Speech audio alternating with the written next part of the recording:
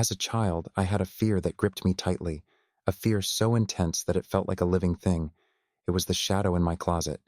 Every night, I would stare at that dark space, convinced something was lurking within.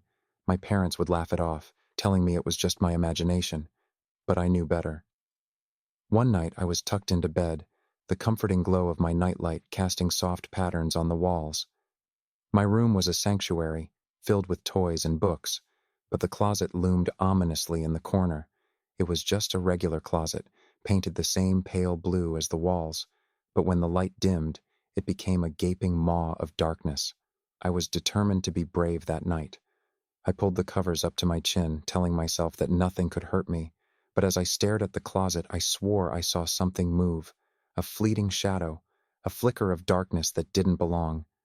I held my breath, my heart pounding in my chest.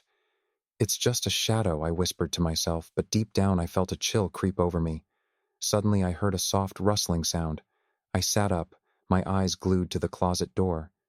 It was slightly ajar, and the darkness inside seemed to pulse as if it were alive. I could feel something watching me from within. The air grew heavy, thick with dread, and I felt paralyzed. I wanted to scream, but the sound lodged in my throat. Finally, I mustered the courage to slide out of bed. My feet hit the cold floor, and I crept toward the closet, each step heavy with trepidation. I reached the door and hesitated, my hand hovering over the handle. "Just open it," I urged myself. "There's nothing in there." But I knew that was a lie. With a deep breath, I yanked the door open.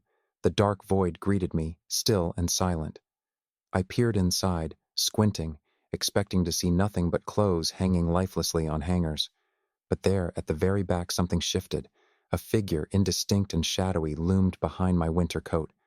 I stumbled back, the door swinging wide open as I gasped. "Who's there?" I stammered, my voice trembling. There was no response, just the heavy silence of the night.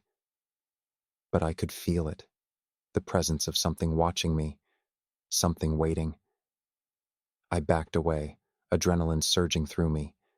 In my mind, I was fighting a battle between fear and reason, but fear was winning. Suddenly, the figure in the closet moved. It stepped forward, and I could see its shape, a long, elongated shadow with hollow eyes that seemed to absorb the light. My heart raced as I turned and ran, not stopping until I crashed into my parents' room. I tumbled into bed with them, shaking uncontrollably. "Mom! Dad!" I cried, my voice barely a whisper. "There's something in my closet." They tried to soothe me, but I could see the doubt in their eyes. Eventually, they walked me back to my room, flipping on the light and opening the closet wide. Nothing, just a pile of clothes and empty space. "See?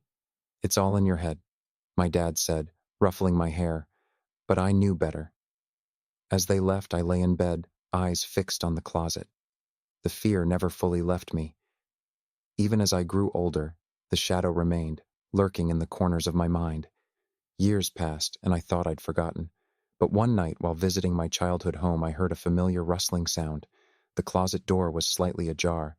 My heart raced as I stood frozen in place, the darkness whispering my name. Some fears never truly go away.